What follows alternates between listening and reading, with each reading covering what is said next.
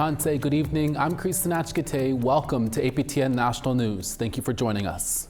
We begin with news out of British Columbia that the Office of the Police Complaints Commission, or the OPCC, has begun an investigation into alleged neglect of duty by several Vancouver police officers who investigated the disappearance of 24-year-old Indigenous woman Chelsea Porman.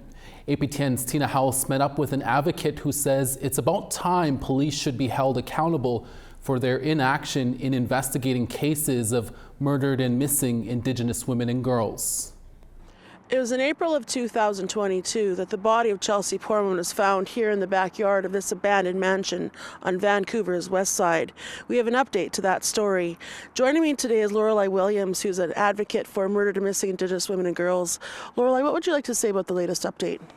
I was told that the OPCC has been investigating this since 2022. I was also told that the New West Minister, RCMP, are investigating this as well. I've never been informed of this before. Sheila and I didn't know this was actually happening. I know that she filed a complaint right after Chelsea was found, so yeah. And Sheila being, of course, the mother of Chelsea. Now, you were a part of demanding answers and trying to get justice to find out how it was that Chelsea ended up here behind this abandoned mansion. What was it that you saw that the police weren't doing properly? Well, at the very beginning when I met with Sheila, she came to me and she was feeling like nothing was being done on the case. She was very frustrated. The first thing that was mentioned was the fact that they wouldn't check the cameras in the area of Granville and Davie. That is one thing that the family was asking for because that was the last known whereabouts of Chelsea. But the police would not look into that. And that was a huge concern for us. And by the time they finally looked into it, it was too late because then footage had been recorded over or they lost it or, so that was one huge issue right at the beginning of this. And then it was that news that hit. Now, her mother was informed actually in May of 2022 that her daughter's body was found here, but they ruled it out right away as not suspicious. What are your thoughts on that claim that her death was not suspicious? I find this case very suspicious. You see the gate over there, and there was one thing that really stuck out to me was the fact that there's no way she could climb over this gate because of the disabilities that she had with her arm and her, I think she had a limp, and there's just no way she could climb this by herself. And right off the bat, with the whole camera situation, my thoughts were, how did she get from point A to point B? She either had to leave downtown through an Uber, taxi, bus, or car. There's no way she could have walked here on her own. So there was a lot of questions that haven't been answered for the family. And these are questions that should have been looked into right away. There's a lot of questions the family had that should have been looked into right off the bat. And this is a common thing that happens with families. They want certain things done and the police don't do it. Absolutely. So obviously the complaint that was filed by Sheila, the mother, was grounds enough for the Office of Police Complaints Commissioner to say, let's look into this further. I know that they've appointed a retired judge to look into this. You've been with the families like the Pormans and other families fighting for justice all these years for these particular cases. What do you want to say to the justice system about how they treat Indigenous people? I want to say that things need to be changed. It's a racist justice system. It's a racist country. Things have to change because our Indigenous women and girls are going missing and being murdered at a high rate because of this. I'm glad that the police in this case are being investigated. Hopefully this says something. Hopefully changes will be made because of this. Yeah. Thanks, Lorelei. We'll have more for you on this story next week. Tina House, APTN National News, Vancouver. Thank you, Tina. Now to a story in Saskatoon. It's been 5 years for the family's search for justice in Megan Gallagher's death. Yesterday, 2 people involved in her death suddenly pleaded guilty to a lesser charge. In a Saskatoon courtroom, 26-year-old Summer Sky Henry and 31-year-old Cheyenne Petitus pleaded guilty to manslaughter. When the trial started on January 6th, both women were facing first-degree murder charges. Henry and Petitus are 2 of 9 people charged in connection with Gallagher's death. Gallagher was last seen in 2020, and her remains were found 2 years later south of Prince Albert along the South Saskatchewan River near the village of St. Louis. Brian Gallagher, the father of Megan, said the sudden decision made him feel sick to his stomach. I was sick to the stomach. I've got a strong stomach, but this one has really got me. How it gets derailed like this is, I know it doesn't make sense to the average person either. It doesn't make sense to me. A first-degree murder conviction in Saskatchewan comes with an automatic life sentence of 25 years, while the sentencing for manslaughter can be between 4 and 15 years. Victim impact statements and sentencing will take place next Wednesday, January 22nd in Saskatoon. Friends, family, and colleagues gathered at a service in Winnipeg today to remember Manitoba First Nations Police Service Chief of Police, Doug Paulson. Paulson died when his house in Portage-la Prairie was destroyed by fire on January 8th. Paulson joined the police service in 1988 before becoming Chief of Police at the Manitoba First Nations Police Service. He was the Chief of the Dryden, Ontario, and Dakota Ojibwe Police Services. At the funeral service, his colleagues spoke about his leadership and efforts to advance Indigenous-led community policing modeled after the 7 sacred teachings. Paulson earned the Manitoba Excellence in Law Enforcement Award and the Governor-General's Police Officers Order of Merit Award. Sherry Thomas, chair of the Dakota Ojibwe Tribal Council Police Commission, spoke about Paulson's impact on First Nations communities. He truly was a champion for First Nations policing. He was gifted, he was a change maker, and he was a visionary. And he elevated our service into uncharted waters. Through skillful negotiation and tact, he advocated for equity and additional resources because he knew and believed First Nations communities and police services deserve better than status quo. An update to a story from earlier this week about Jennifer Lenny, a Métis woman from Hay River in the Northwest Territories. She was accused of local RCMP officer of knocking her unconscious with a club in May of 2024.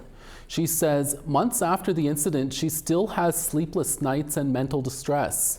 The Hay River Prosecution Office informed APTN of 5 charges currently against Lenny. They include assaulting a police officer, uttering threats, driving while intoxicated, and 2 counts of failure to appear in court.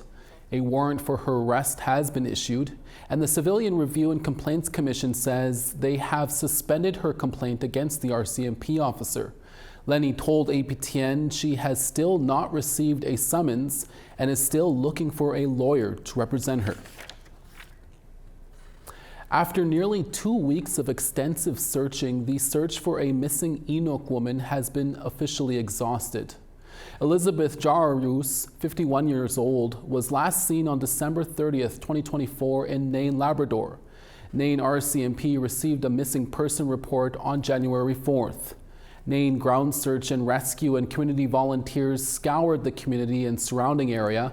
As part of the search, a drone was used to conduct an aerial search. A bathyscope searched the dock area in Nain, as well as a remote-operated vehicle searched the water's edge. Jarus remains a missing person, and the investigation will remain open. Anyone with information is asked to call Nain RCMP at 709-922-2862. The Premier of British Columbia, David Eby, returned from a meeting with all the premiers from across Canada and says that what President-elect Donald Trump is threatening to do with tariffs for Canada is equal to economic war. At a press conference in Vancouver on Thursday, Premier Eby stated that if these tariffs happen after President-elect Trump gets elected, it will mean over 170,000 people will lose their jobs just in BC alone, and important sectors will be shut down as a result. However, Eby wants to assure everyone that his government will do everything they can to try to convince decision makers on Capitol Hill that these tariffs are a bad decision for both sides of the border. I want people to know that we're going to do everything we can to do two things. One is to respond and to make sure that people who are inflicting this on us, that they feel it back and they get the message about how important it is that we work together, not at odds, but also that we're going to be there for them, that we're going to structure government in a way to respond to this new reality, that we understand it's a new reality, and we're going to make sure we deliver for them. And so it is serious language, but this is a very serious situation. Homelessness among Indigenous people continues to rise in Montreal. That story when we come back after the break.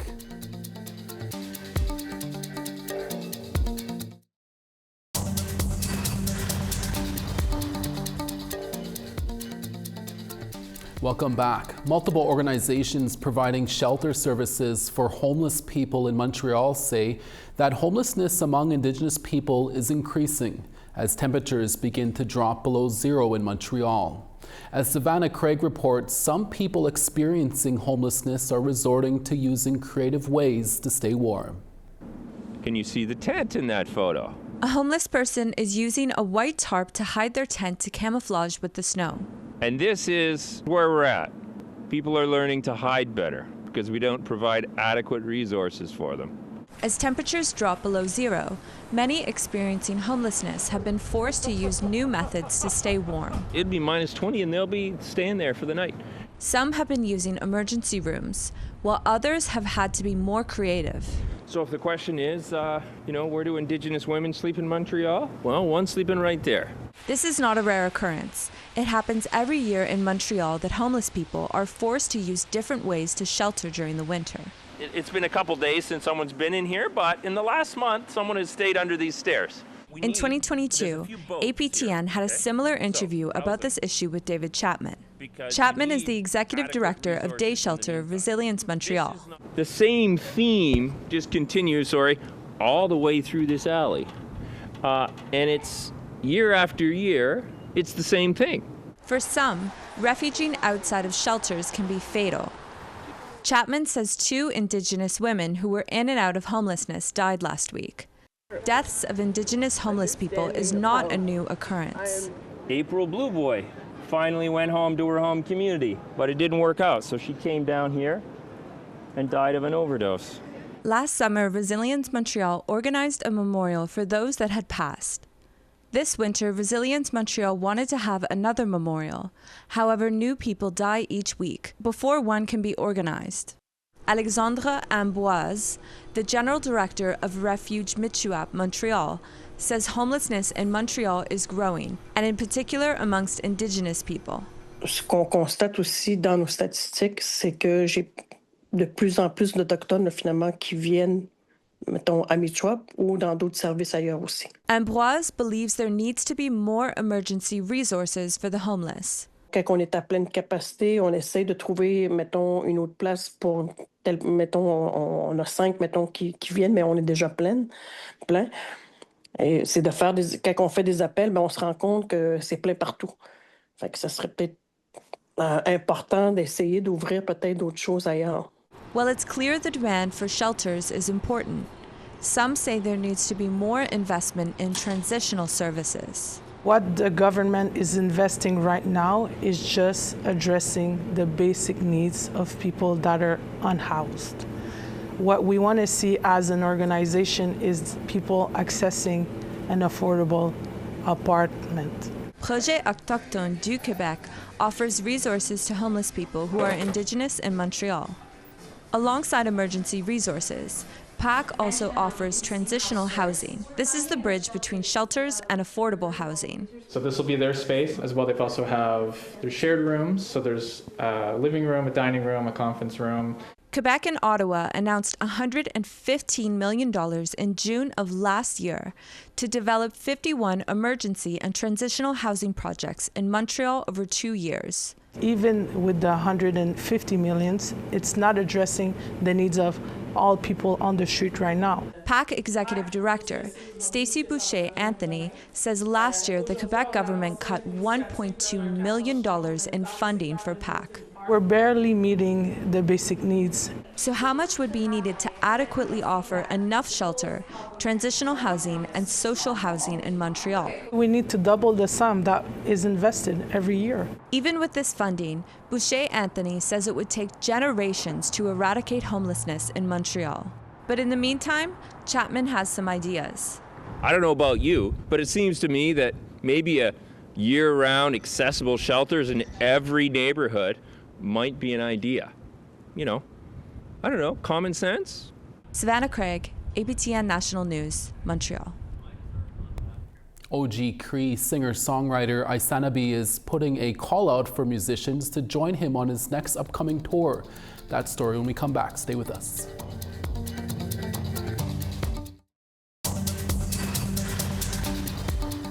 Thank you for staying with us. Time now for our photo of the day. The first full moon of January is called the wolf moon because it's believed wolves howl more during this time due to the lack of food in the middle of winter. Alice Cowley shared their view with us. Don't forget to include where the photo was taken. Thanks for thinking of us, Alice. Send us your photos to share at aptn.ca for the chance to be our next photo of the day. Time now for tomorrow's weekend weather forecast.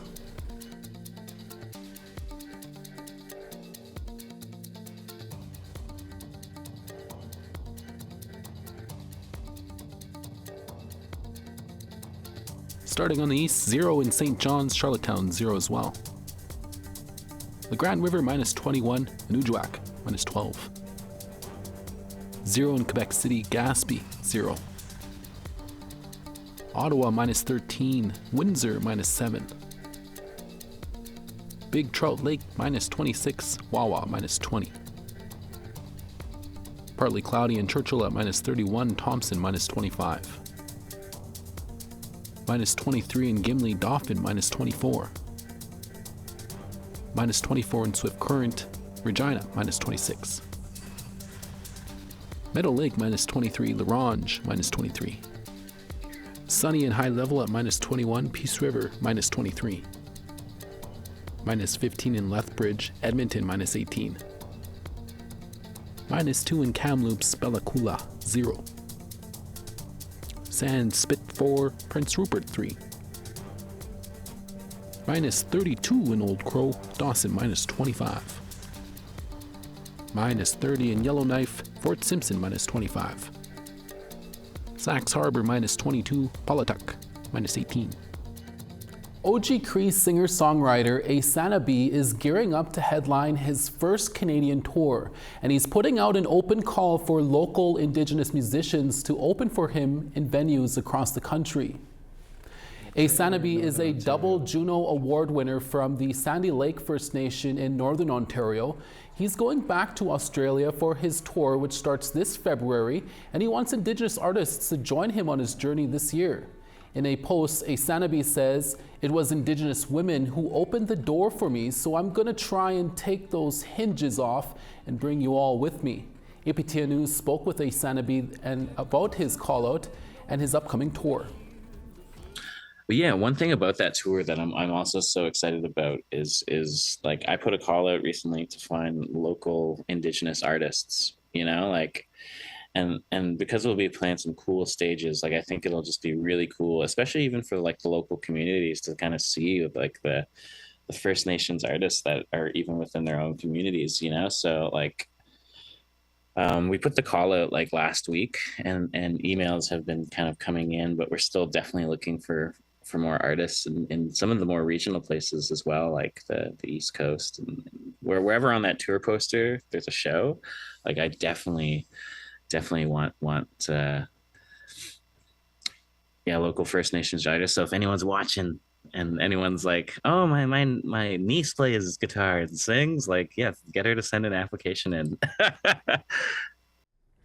To find out more on how you or someone you know can take part in Aysanabee's tour, you can send a quick cell phone video to aysanabee@aysanabee.com along with a paragraph about who you are and why you make music. Next week, we'll have a full story about Aysanabee's latest work. Stay tuned for that. Starting this weekend, APTN will be broadcasting another 6 games for Hockey Night in Canada.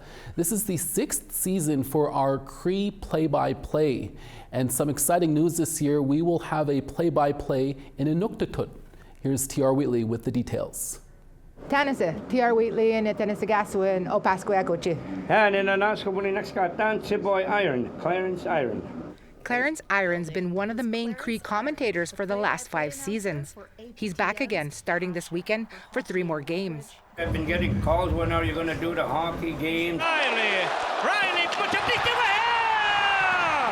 Starting new this year, Kujud kusugaw yung connection ng niutaw yung nunavumi pakwa pilaga yung maktak hockey la rin Inuktitut. Hockey Night in Canada and Inuktitut. Mike Omelis does content and strategy for our network. I think it's a big step forward for language revitalization and reclamation. The past Cree games on APTN have inspired Pujuut Kusagak. He's already practicing for his debut. He's most excited for the Montreal versus Toronto game, as those are his favorite teams. Wanik sa zoo kipihimalak pa akhanwak tunidluniw ko Caulfield itak pitchen latit yuvok David Ningyong and Robert Kabito Kanar. We've been talking here and there about it and just the excitement we have, but also the honor we have of being chosen to do this in our language. It's a dream come true for all of us. The first 3 games will air in Cree. January 18 this weekend, Winnipeg facing Calgary. February 8 is Toronto and Vancouver. February 22 will be the Jets versus the Blues. In Inuktitut games, March 8 is Edmonton and Dallas. March 22nd is the Senators versus the Devils. And April 12 is Montreal and Toronto.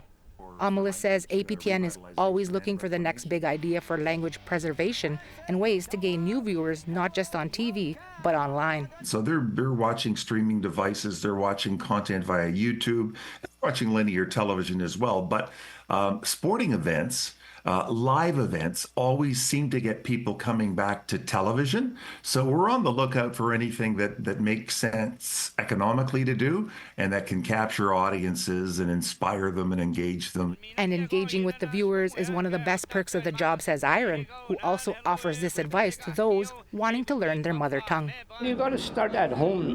That's where everything starts, is at home. You got to start speaking to your kids if you have, and don't be shy, you know. It's because of that residential school syndrome. A lot of people lost their languages like that. But you know, it's still not over. We can still revitalize it. Stop! TR Wheatley, APTN National News, Winnipeg. Love it. And that's your evening newscast for this Friday, January 17th. TR Wheatley will be here for your weekend news on the week that was. Make sure to join us then. From all of us at APTN National News, hi miigwech masicho, thank you for watching, and we'll see you again next week. Stay safe out there. Ekse.